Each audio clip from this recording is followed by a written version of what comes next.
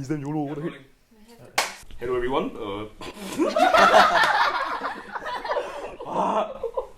what's your name? How are you, Timo? I'm doing well. Not too horribly. And what are we doing today, Timo? We're interviewing Nosedive for Among Laymen. So for everyone watching this for the first time, hi, I'm Timo. You might have seen me before. You might have seen me in this before. This is my first time on camera. You might have seen him naked before, I don't know. I hope not. I hope my videos are not on the internet. But so, hi Nosedive. Hello, Timo. Hello, Timo. Hi. Can all of you introduce yourself first? Maybe for the audience that might not have seen you. Okay, I guess we'll go down the line. Hi, my name is Matiin. I'm the drummer. Hi, I'm Akila. I'm the bassist. Hi, I'm Case. I'm the guitarist and singer. I'm Gavin. I'm the guitarist. Nice. So right off the bat, right, Case, is it true that you once introduced Akila as your sister and Gavin as Matiin as the host when you played a set? Actually, it was actually me and Akila as sisters, me and Matiin as brothers. Wait, I introduced Akila as my sister and Matiin as my brother and Gavin as my lover. That was how we did it, like for the first 3 gigs. Yeah. I know this because I genuinely thought that the two of you were dating for a solid month until I saw you the next time. For real? Oh shit, okay, I did not know that. Wait, who is you that you're referring to? Like the two of them. Because the first time I ever saw you was at, if you remember Source of Pillow. Yeah. Oh, yeah. Oh, okay. And that was the first time I ever saw you play. Then he did the intro. shit. And then I was like, well, I can Well, I thought we were progressive, so I'm like, Yeah. Malay and Chinese couple. I'm like, what? Yeah. Yes, Sorry. it's not true. That's not true. Yeah. But the funny thing is, like, after that show, right, we did 2 more gigs after that. At the last gig, me and Gavin kissed for the first time. We did? Yeah, we did. Or Oh my was it God. before that? Huh? no, that was long after lah. Yeah, we kissed. Yeah. We kissed a few times, but I kissed a can't few remember when times, yeah. really. But we're not gay. We were not gay, yeah. but we love gay people. Yeah, we love gay. Nosedive is for the gays. Yeah, those days for the gays. but- Shout out to the gays. Gavin, does the name Mr. Chocolate ring a bell? Yeah, it rings a bell. It rings a bell. So can you tell us more about it? So like very long time ago, back in poly. Wait, do I face camera again? You Oh, okay. No lah, don't face the camera. Okay, so like, okay, very long time ago, like when I was in poly, that's how I met Matiin for the first time. We were in this CCA called GarageBand. Shout out GarageBand. Anyways, I had this like joke persona, like my rap kind of career thing, and my rapper name was like Mr. Chocolate. Yeah, but that's about it. But I don't think I. No, I can tell you okay. how it actually went down. Okay, so we, me and Gavin, we were in the same like camp group because we were in the same school in Polytechnic. Yeah, so I remember specifically we were walking back to our chalet in Changi. Then I was like, Gavin, let's freestyle. So I started like laying down the beat. And then this guy just like went off, man. He just went off. Then one of the lines he said, yeah, I'm Mr. Chocolate. And I just freaking broke down laughing, dude. And then I saved his phone number as Gavin Mr. Chocolate. That was like what? 6 years ago? 6 years ago, yeah. That's very long. I can't even remember. I don't even remember that. Yeah, but apparently I rap. I don't even know how to rap. He used to. Now he doesn't rap yeah. anymore. So- Now he just goes to LAN and play Valorant. Yeah, So this is I'm a esports gamer now. Yeah, esports gamer. So Mr. Chocolate ever make a comeback for future gigs? We'll Gavin, you see the fans have spoken. Yeah. They wanna hear you rap. They wanna hear you sing. We need more Limp Bizkit representation in the scene. You know? We need someone to We'll see about that. rap on top of Yeah, if I come back Singapore, Okay, can yeah, in the future, yeah. Nosedive. No time Mr. Chocolate, yeah. Okay. We should do like the remix, hyperpop version. Yeah, hyperbop, you know. Then I start like spitting my bars and yeah. Like on Anato, instead of you saying the poem, you can just be him rapping for them. Yeah. For the undertone. Yeah, for Anato, like yeah, I can just start rapping in the poem part. Yeah. Okay. Speaking of previous relations, Matiin, I heard that you are related to a certain someone in the local scene that people might be quite surprised to know. So People might be surprised to know I'm related. Will you please tell us? Okay, I think I know what you're trying to get at, Timo. And I think you just found this out also, right? Like not too long ago. No, actually I found out quite long ago, but I just Oh, I see. Okay. So, my brother, his name is Hakim. He performs under the name Deformed. Shout out to Deformed. Yeah, shout out. Yeah. So, actually, music runs a lot in my family lah. We even have like a family band which we go out to perform like for community events here. up to this day actually. In fact, like this Saturday, they are gonna perform also. Yeah. So my dad actually made it a point when we were growing up that we were all specialized in an instrument. My brother played piano and then keyboards, and then slowly he got into production like when he was in secondary school. For me, I kind of started on piano, but then after that I realized I didn't like it, so I quit, and then I picked up the sticks lah. Yeah, so me and him, we play a lot together, and I think it's actually kind of nice like seeing that both of us are starting to like go in our own directions. And I don't know if it's considered with like in the same scene or what, but there are like times where like he would come to my gigs, I'll go to his gigs also. Like it's a nice dynamic. And also we have one more little brother who's also coming up. He's in Jammers Arena. And he's in Jammers Arena, and he's starting to make music also. Can you explain to the crowd what is Jammers Arena? Jammers Arena is a music CCA in Republic Polytechnic, and I think there are quite a few bands that in the local scene that came out from there, right? I cannot name it from the top of my head. I think one is Live Vision, if I'm not wrong. Okay. Yeah, but a lot of they promote, you know, making your own music and then like contributing to the local scene. I think it's actually quite wholesome. Yeah, that's good. I got reminded of this is because I saw all your siblings at when you all played the Mongol show, the one at the open stage. Oh yeah. My family came out to support. Yeah. So like because of that, then I think that's like very cool as well. And for me, actually, my question is, with someone that you personally like already know in the scene, right? So like maybe for you and for the rest of the band, was there anything that you were expecting about the scene before you started playing your first show? Because you also only came up like post-COVID, right? Expecting okay, I can tell you when I got into the scene. I was in Polytechnic first year. That was in 2018. The first show I ever went to was a SOPS release. Like I think Telltale Signs just released. And then they did a collaboration with this record label in Indonesia called Colibri. And they played a show in Singapore that was at the old EBX Live Space. Don't know if you've been there, Timo, but that was like that was the place, man. Last time, everyone went there every time to like host their gigs and everything. It was amazing, and like that. From what I got from there, like, after that show, I went to a lot of gigs after that. It's a very supportive place. People are always like willing to listen to your music. It's a very nice circle of people who are always pushing for you to create your own music, and people out there to enjoy your music.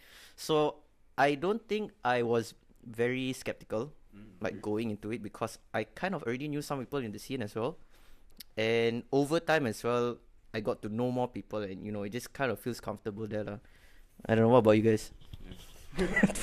Actually, on top, if you can think of anything, then you can also name like the band that got you into the scene or got you hooked onto the scene. This is like my intro question for a lot of people also. I mean, before I started making music, I didn't really listen to local music. I was like listening to One Direction. So, I mean, that was up until 2020. Yeah. Then in 2020, Case brought me to my first like Baybeats show, which was, what was it, Blush? It was Blush. Yeah, Blush was playing. And I was like, oh my god, 2021. Yeah, and I was like, oh my god, that's so good. Yeah, that was the first time I listened to local music. Don't kecam. Okay. Oh, you have. So my first introduction to like local music, I used to be in a CCA back in 2019. Shout out to Central Independent Music Club, which was in ITE College Central. So during that time, Saints Among Sinners, I would say, were kind of my first introduction to the local scene. I get to see them kind of practice their craft. During this time, they only had like 3 songs. They had a split EP with Parallax Error, and the first gig I ever went to, a local scene gig, was at the Black Box, where they were releasing the split EP. And there were so many good bands at the show. Like, it was Coming Up Roses, Woes played there, Subsonic Eye, and all around it's just a really great experience. I think Matiin or Gavin was at that show as well, but at that time we haven't really met each other yet. Oh yeah, So, I was at the show. Fated. Yeah, it was kind of a fame kind of thing. Yeah. For me, actually, my first band was Forest. And actually, fun fact, the first gig I went to, right, was actually because of Matiin. Yeah, I remember because this was at Lifehouse. I mean, now it's called Lifestyle or something. But yeah, and I remember I rushed down from school with my laptop in my bag. And when I went inside, I decided to put my bag on the floor. And everyone started moshing. When the gig ended, I take my bag, right? The computer was just in pieces. Yeah, it was, I mean, not in pieces, but it was broken. You cannot use it already. So like, I will never forget that moment. But like, that was, from then on, like, even though like, my laptop broke and stuff, like, I still had like really good time. And from then on, it's just downhill all the way. I mean, down the spiral all the way. Yeah, look at it. No, not downhill, sorry. What's the saying called in the spiral? Like, down the spiral, like, the rabbit hole, down the rabbit hole. Down the rabbit hole for the locals, local music. Yeah, rabbit hole. Sorry, yeah. But for anyone who hasn't done it before, go to a live house show. You will not regret it, honestly. Yeah, go to a live house show, really. It is a spiritual experience to Facts. be in a Tight space. to be in a shoebox with 50 people sweating. Yeah, Facts. It's a really hot box. Yeah, sorry. Then actually then then how do you all start as a band? Like what's the origin story almost like? Oh my god. Okay. Yes, your answer. So in June 2022, I came up with the idea to try to start a title fight-ish kind of band. Okay. Yeah, that's how it started. Nosedive wanted to kind of be like wanted to push for that sound. So the first guy I asked to join the band was Matiin, because at that point in time, me and Matiin and Akila had been hanging out with each other, mainly for our audio production class, like me and Akila were taking. And then at that time, I was in a few bands with Gavin that kind of sort of like and it came to a point where I didn't even ask Gavin to be in the band with me. I would say the words project because I knew it was maybe it wouldn't fly. He always come to me and he'd be like, "Hey Gavin, I got this project." Then I was like, "Okay, come, what project is it?" What project? You just say. I think there was a point where Gavin was like, "Oh, this guy again." This guy. Yeah. So I asked Gavin to play guitar.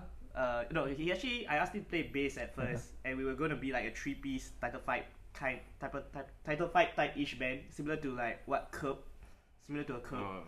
And then when I was making the group chat, Akila was looking through my phone, like was peeping through and see I was making a band with Matiin and Gavin, and she was like, why are you making a band with Matiin and Gavin? Then I said, oh, I just want to make a band with Matiin and Gavin lah, like this kind of band. And then she was like, Gavin play what? Then I said Gavin was gonna play bass. And then he said, why not Gavin play guitar and I play bass? So during this time, Akila like just recently picked up bass as well. So I was like, yeah, okay, sure, sure. Then that's how Nosedive technically formed. Our first practice was at Lifehouse. Yeah.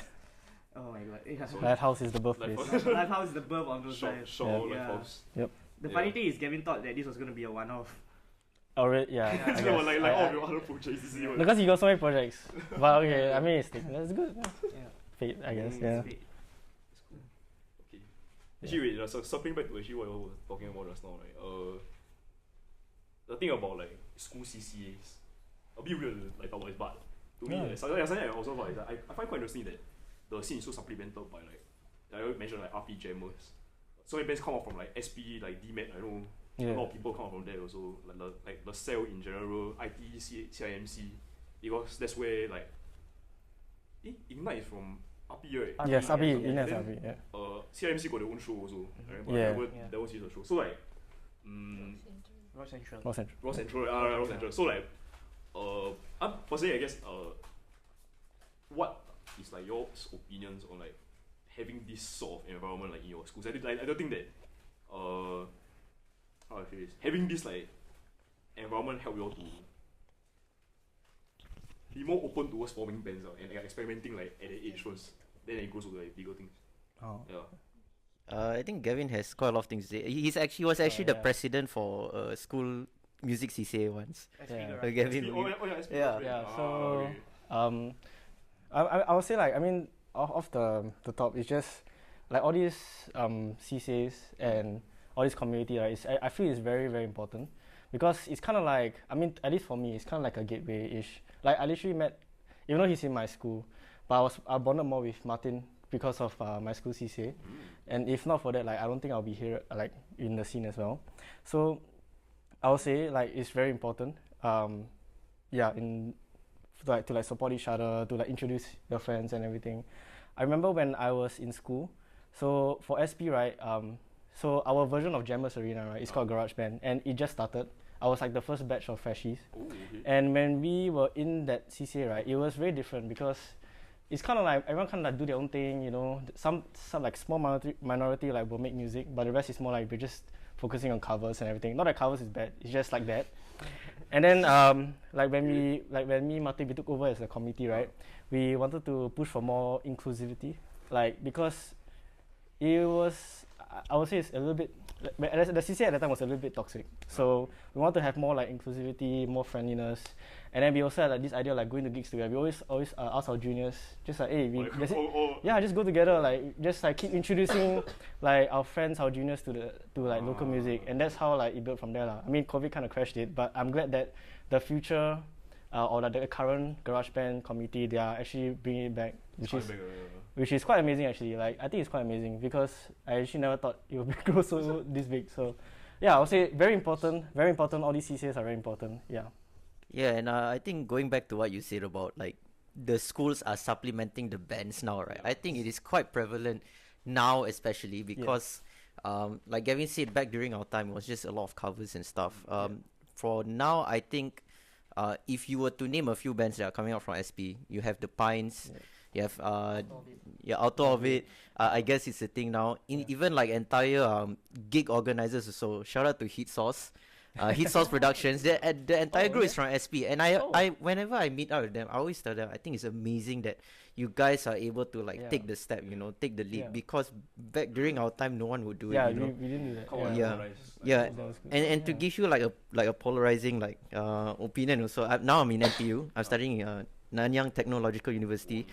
The music scene is really dead. And here's the thing, they do have a community for music, and it's like for each different hall, but there's no like central CCA for music, and I think the school doesn't want that anyway, because maybe there's like not that much emphasis on, you know, the importance of music. But even these hall CCAs, they don't really take music so seriously to that level lah. So they're only like just start playing covers and whatnot. But what I do hope can happen is that maybe in the future someone is brave enough to take that step to form a CCA in NTU itself, and maybe we can see like something going on.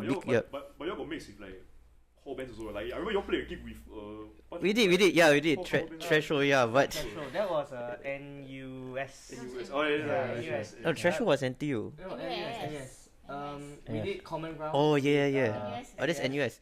Yeah, but you know what? Looking at NUS, right? Amplified, which is run by Russ, who plays in Eden Eyes. Yeah. Russ is amazing because they did a show, and all their bands actually created originals. Then they made an album. So that's what I want to see in NTU also lah. But you know, I think maybe now's not the time. Yeah. Hearing the level of performance photo. Yeah, it's a beautiful thing to see, honestly. Yeah. You do lah. Maybe, but now I'm in Malay dance lah, so I'm more I'm more focused on that. So for anyone who's watching this in a band or start NTU. Yeah. It includes you, Timo. you know you're coming into NIE, part of the NIE NTU circle. I can intro your bands. Can. So right, maybe this one is you're not say very very new band, but I guess I would assume you all have probably had this dilemma before, which is, do you all think that it's better to start playing in the scene first, then drop material, right? Or drop material first, then start playing your first show? Because I know you all played quite a lot of shows before your debut EP, Stream Nosedive EP, came out right, like recently. So, because I've seen a lot of different permutations like this recently. So like for example, got Live or Live that drop demos and EP before they play live. Then have you all that play a few shows. Usually new bands play a few shows, then they drop the material. Or maybe you have bands that like Fickle who just drop right before they play their first gig. That kind of thing. So maybe for your like, what's your opinion on which step should a new band take lah? If you are the ones giving advice to people that are just starting out. I feel it can go either way. For us, the only reason why we kind of started to play live first, because when we started the band, our agenda was just try to play live first, try to write material while, like, before a gig would show up and everything. So we would stock on some material first and then play them live. Like songs like Undertow came was like one of the first few songs we wrote, and one of the first few songs that kind of stuck through the set list. Like there was different versions of Rocket, there was different versions of like Mundane, there was different versions of Exit as well. So all these we learned to strengthen them by playing like more live shows. Yeah, so I would say like us playing live more gave us like kind of that band chemistry. So when we were to go to a studio or Harry's room in Stateweed, it became we kind of know these songs from front to back already, and like it was adaptable. We could adapt it to a live set, a recording setting like much easier. It felt a lot more comfortable for us. So like you're playing live just helps you clean up for when you eventually start recording. Yeah, because for the recording process for us, it didn't really, it didn't take much time. It would because we went to the studio in like late 2023, like in the middle of 2023, and everything just came all together like very easily. Like like one day we would record drums.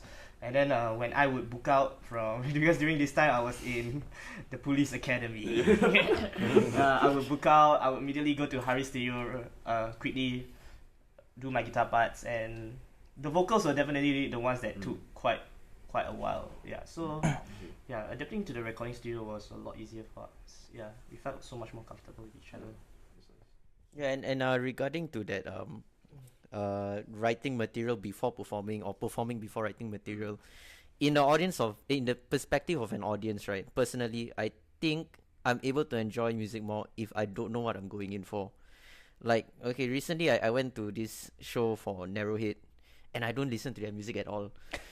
like at all. I didn't hear a single piece of music from them. But I went in and I really enjoyed myself because like I like the music, and that was like the first time I'm listening to it. Like even now, I think on the way here I was listening to Moments of Clarity. Yeah. So for me personally, I think if you're able to keep an open mind, I prefer if bands are able to perform first, then build that hype for their music release. Kind of like what we did. Yeah. I think we did it for too long, but that's too long. A similar band that kind of did it is Crunkle as well. Oh yes. Yeah, took their time. Yeah, we took their time. We took he more. was like begging for it. Yes. I will like message them. I will message Zach on like Instagram. Hey, when are you guys going to release? When are you guys release? Come on, it's about time. When you release, then we will release. Yeah.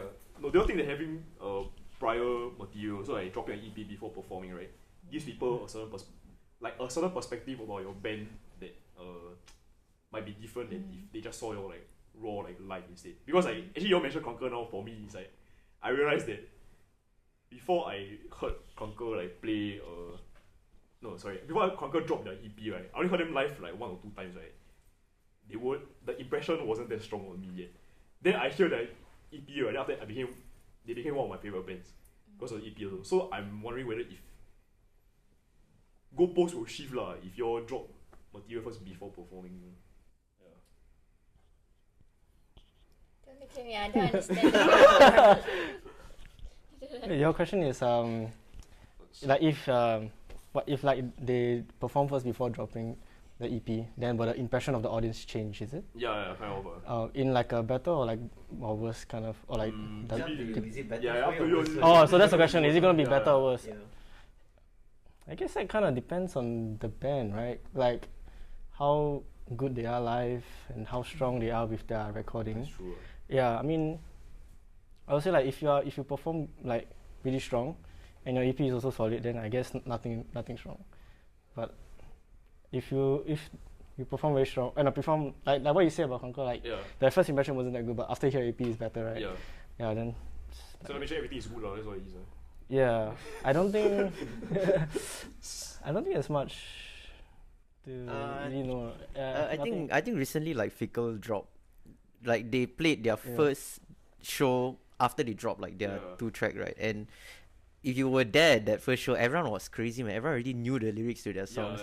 But I think Fickle is one of those like special exceptions also, because those are guys that are made up from like different like bands who are already established, right? Like Halifi, he plays in how many bands? The singer also, I think from Parallax Era, they are quite established people. They are able to have access to good recording devices that they can record down their stuff with, and they already have that support.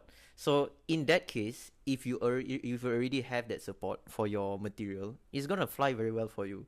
But if you're like a fresh band, like no one knows who you are and you don't know anyone, you create material, then you perform, it's not gonna work the same way. That's true actually. It's an interesting thing. Okay. More towards the true one. Nice. So for the songs, right, how do you all write? Like, is it one person write, then send over, or do you all come together and just write? So I would looking at me now. So I would come up with a guitar riff. A lot of our songs are based off one particular guitar riff or a chord progression. I'll bring it to, usually how it happens is I'll bring it to the band for band practice, where we usually jam at Matin's house or live house, and they will jam along to it. After they jam along to it, it will be either me or Akila would write the songs, the lyrics. Sometimes, but now we've taken more of a, both of us were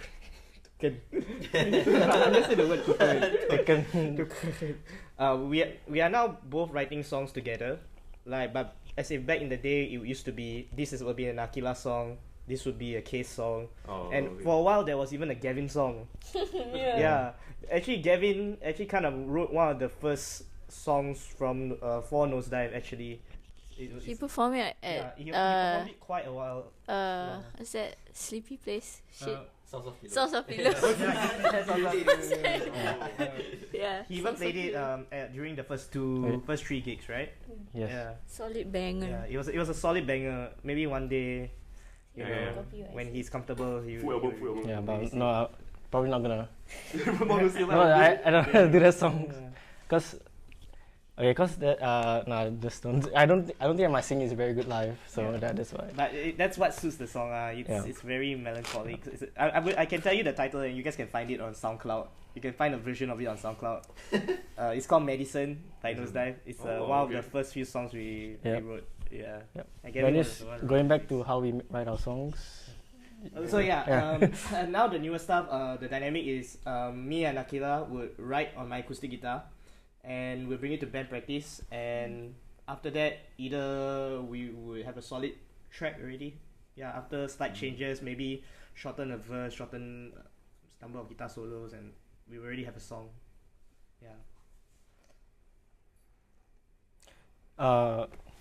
I guess like for like I guess me and Matiin, because we're not writing the lyrics, right?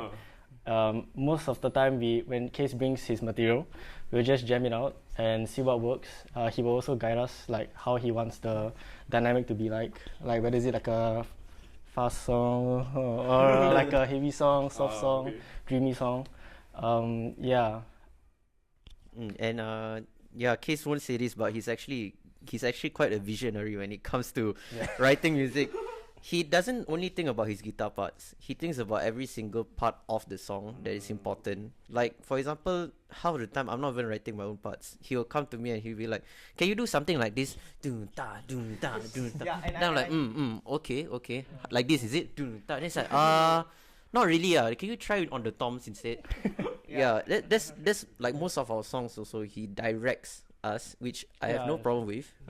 It's good that he's always thinking about the parts, but you can tell that he already is formulating the ideas in his head, and he will tell all of us how to play, but at the same time he gives us like that space for us to, like, you know, insert our own influences and everything like that. But he's mostly the driving force, like he and Akila. Is there any particular reason why you all wrote like a very like mosh pit kind of song in Rocket, despite being a shoegaze slant pop-ish band now? Because I think we did a scene maybe before you all dropped your material. That's what people knew you all for. Is the it's the showcase band that people like to mosh to for some weird reason. Is that so? People really think about that. Everything will just be a blur, and then people just remember, it's Rocket, so it's time to just start. Yeah. Oh my god, okay.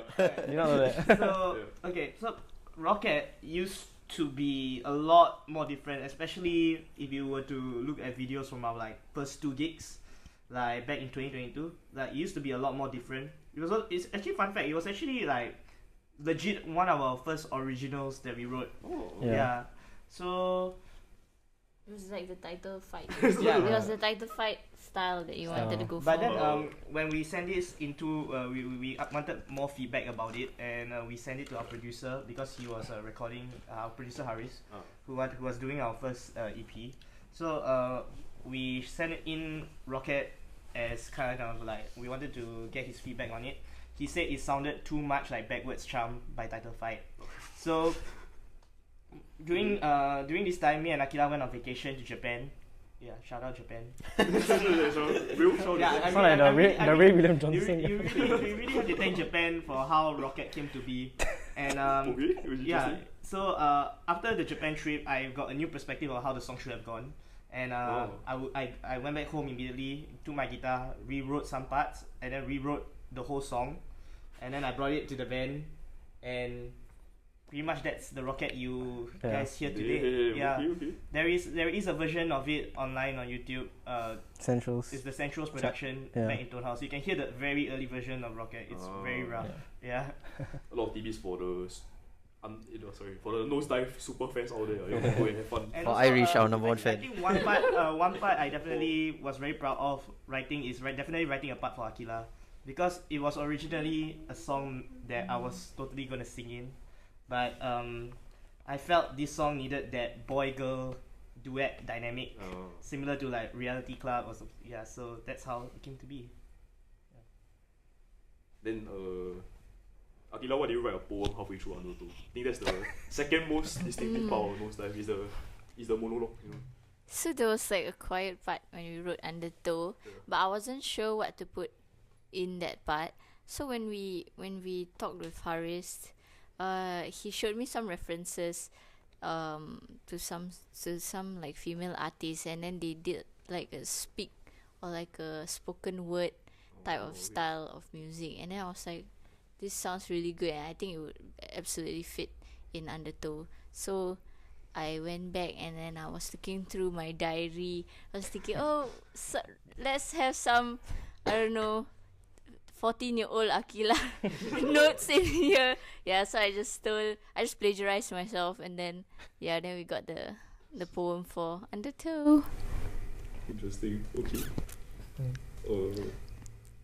Yeah, so usually like that quiet part of Undertow, when we first performed it, is usually a part to thank people whenever we play it live. So like when we get to that little quiet part, Akila would start thanking the organizers and the people who showed up, and then over time, it became the poetry part. And do you guys remember how we did that quiet part? It was me, right? Yeah, It was me. It was me. I was like, maybe we should, because we were trying to like figure out the structure of the song. So like maybe you can insert this part. And that quiet part is actually something that I would do in my previous band. We were called Triceratops. we wrote like 3 songs, but we never like released anything. We performed once, and like in each of those songs, there's always a quiet part where I would do that ding ding ding ding, then play on the toms a bit. Then I'm like, okay, maybe we can try this in this band, and that's how it came to be like. Yeah. It's pretty much plagiarized itself also. Yeah, pretty much. Shout out Triceratops. Cool. Sorry, wait. I'm trying to think of a connection here, but okay. Now let's go. Okay, hard segue to the next question. Yes. To me, you are very DIY band, because a lot of things that you all do is like ourselves do one. Like, so maybe like maybe you can give the people some insight on how you like do so much stuff yourself. Because I know for one is all of your merch, the keychain, the pin. That one all is, I believe is Akila, you own self make one, right? Is it? I'm an artistic genius. No. So I mean, practically everything managerial, I do that. So anything admin or like design, our poster, our EP cover and all this, I handle it. But I distribute the work to my minions. Shout out Akila. Yeah. Shout out Akila. Akila and She's our lady boss. Yeah, she's our lady boss. We don't have the manager, we have an Akila. Yeah. This is what we have. We have Akila. Yeah. Then the MV for Rocket also is your own self show, because I know Gavin, you're a professional cameraman, right? So He's a filmmaker. He's a filmmaker. Yeah, filmmaker. sure. So, Yeah, filmmaker. yeah. And that was quite cool, like the fact that you all involved the scene in shooting that video also. Because I remember you all put out an open call, right, for people to come down and like just listen to a set, they all play, then you all just shoot like footage from there also. Yeah. Yeah. So like how did the idea come about also? We had to call people because this happened during like music day out. Oh yeah. Shout out to all the extras that showed up. Sorry we took you out from going to music day out. Yeah, to Really come and shoot appreciate. music, rocket music video. That music video, mainly like the production of it, like the pre-production, the story and everything, it was we will discuss, but it's mainly like me and Akila will like formulate like the idea and everything, and that scene, right, with like everyone. Because we wanted to create like, because Nosedive is like, we're known as like because we haven't released anything, so we're known as like the live band, like performing band. So it was like we want to involve the scene, and we want to like just have a scene where we're just performing in front of people and stuff like that, with a little bit of like a kind of like a romance-ish kind of story in the background. Yeah, like it's about a vampire and a witch. Yeah, I hope you guys got that. Avant-garde. Yeah. It's avant-garde. Yeah. You guys have to watch the music video. Yeah, you guys got that. Yeah. So who has the voodoo doll now? Or is it like disappeared already? So I made all the stuff that is like art direction, all I made lah. So like the dolls and all. And then I had to keep it in my house. Then my mom saw it and she was like, "Why you keep all this nonsense in the house? Why you can't invite all these things?" Then I was like, "Huh?" Yes, I gifted it to the talents. So yeah. No, because I was gonna ask, are you gonna hang it on your bass guitar also together with your other plushie? No, it's so big. bless the band. It's a bit scary. So like inside references, bro. Yeah. And one more also. So also your experience with playing with guest players also. Because like if you all know, Gavin come in come out because you are studying overseas right now, right? Yeah.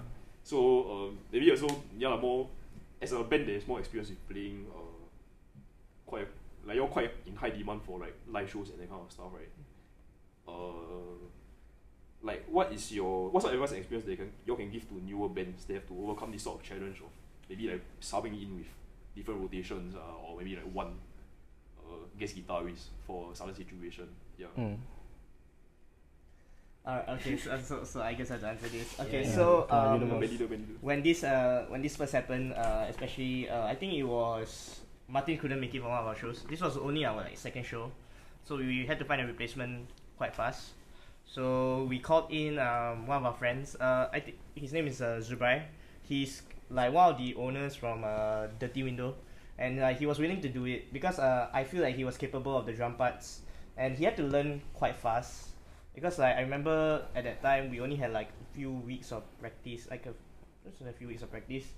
So I guess like you can always develop chemistry with as long as the core members are there or a few of the core members are there. I feel like subbing in and out members is okay, because the chemistry will still be there, and it's kind of our job to kind of guide the new player into learning our parts as comfortably as possible. So no matter whether we have to take some time to practice individually or take some time with him to practice in the band, and yeah, that's pretty much it.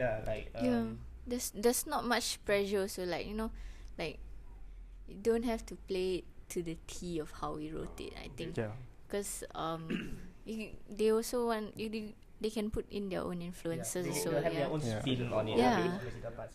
So like as you can see, Gavin is in and out of Australia. So during that time, we had Cusco, known from Foxtrot.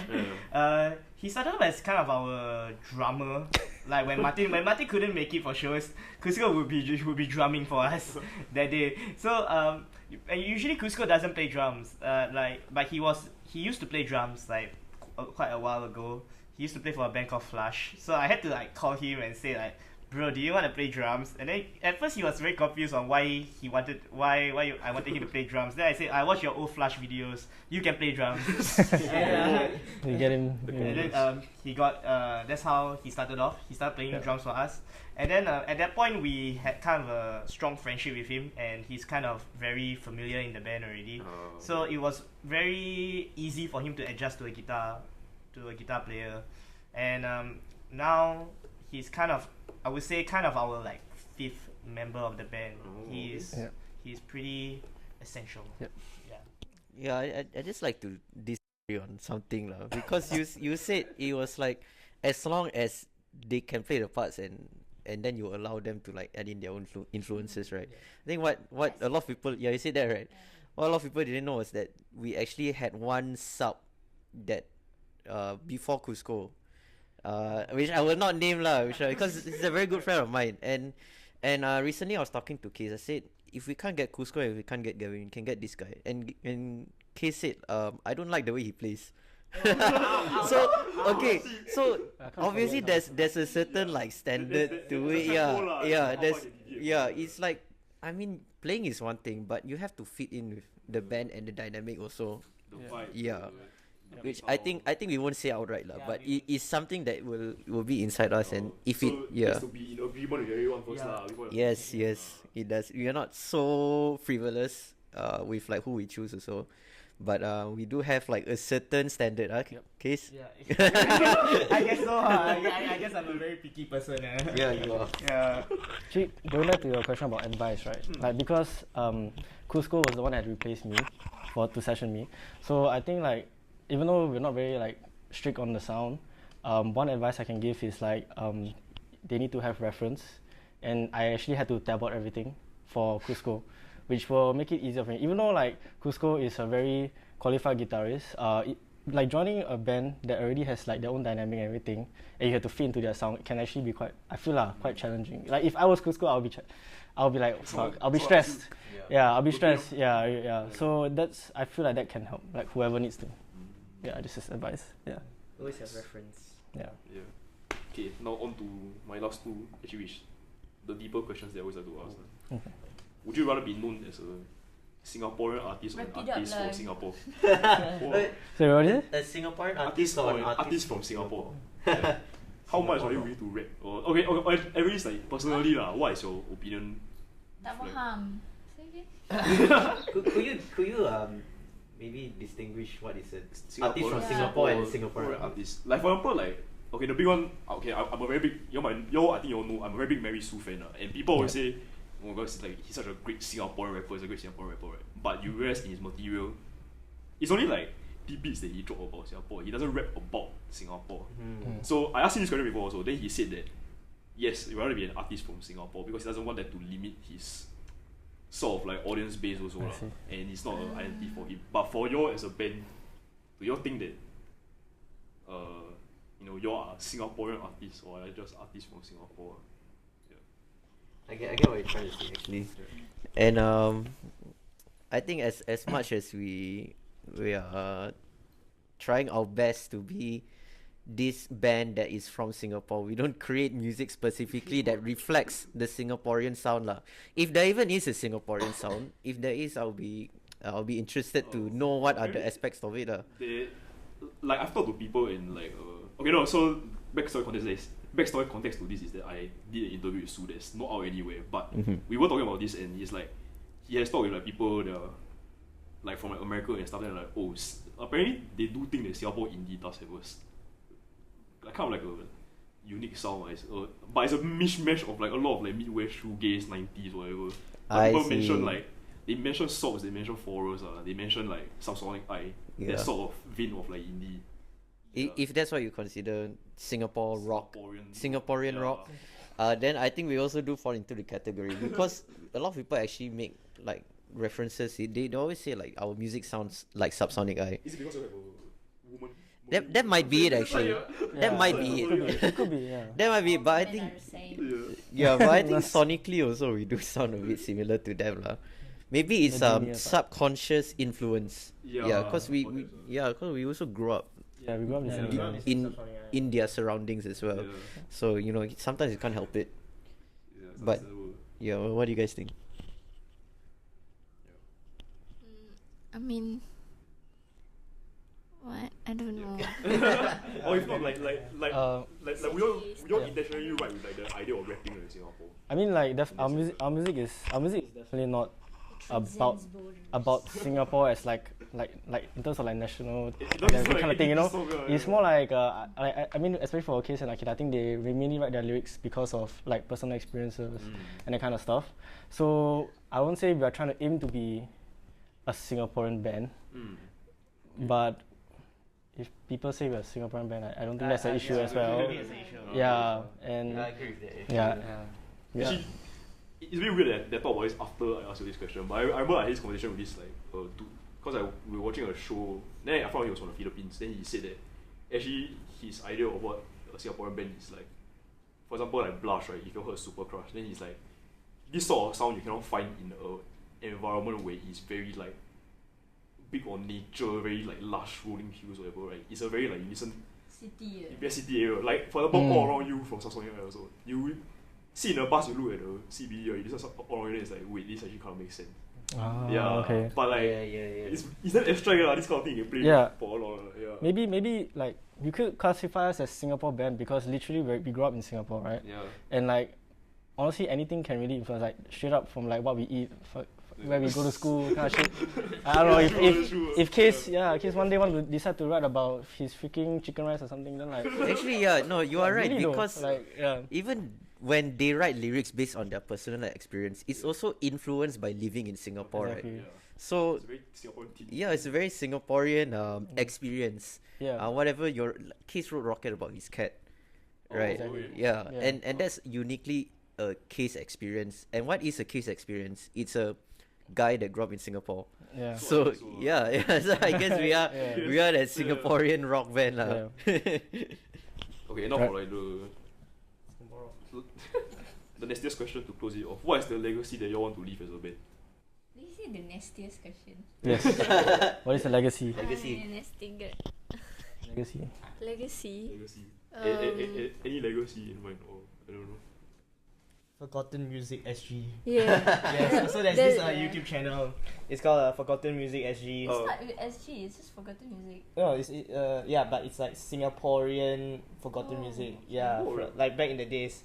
Yeah, so there's this YouTube channel that has like forgotten like musics like back from the 90s and the 2000s, and they would post. It's like a archive. It's like an archive library where they post music videos of like this band who used to be big, used to have a small impact back in the day, and they post it on this YouTube channel that. And I kind of want our legacy to kind of be like 10 years down the road, you'll see like the Rocket music video, and you'll be like, oh, I remember this band. What happened to them? Yeah, that'd be cool. But other than that, I just hope like the songs that we made and like the times that we spend making the songs, I hope the legacy we have is like the people will enjoy it, and the people would come to our shows and like, just vibe with our music. That's all I can hope for. I don't know how long we can do this, but as of now, I'm kind of loving I'm loving the people that come to our shows and like, like sing Rocket, sing Rocket word for word. That's the first time I ever saw. I saw when we played one of our gigs. I finally saw people singing Rocket like word for word, and that makes me very happy. Personally, as like a drummer, right? Few months ago, I got to watch Citizen live, and as you all know now, Ben Rasin from Title Fight drums for Citizen, and I actually had the opportunity to go up to him and say thank you for what you do, because of you I am where I am at now. I'm drumming for my band now, and like to be able to tell that to the person that set you on this path is like something special.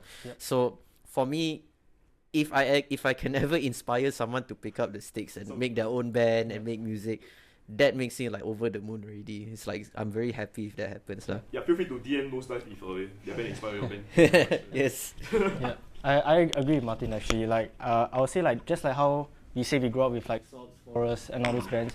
I hope that the legacy we have is like 10 years maybe down the road, someone will say that, oh, I grew up watching Nosedive, like listening to them and that kind of stuff. Like that legacy lah. Yeah, that's good. Nice. Yeah. Okay, so yeah, with that we've come to the end of this interview. Thank you very much, Nosedive, for being such. Thank you. Okay, thank you. Yeah. Thanks, Jesryn. Thank Thanks, you. Jess. Thanks, Brenda. Thank you. Shout out who you want to shout out. Okay. Line drive. Line drive. Shout out. Shout out you. I can't read Shout out Kapek Golf. Oh shit. Okay, Shout out Cusco. Shout out Cusco. Yeah. Shout out who else? Dan from Stray Liberties. Oh, Thanks for Stray being Liberties, awesome. Trash Fry, Yeah. Sensuals, Trevor Rabat from Records, Yeah. New Mongrels, New Mongrels. all these great Shout out- organizers. yeah. Shout out my art teacher from Grade 5 Experiment. Mas and Sean from. Oh, shout out Mas. Yeah. Sunsel also. Yeah. Yes. Oh, Sansa. Sunsel. Bye. Okay, bye. Shout out One Direction. Okay. If you're listening right now.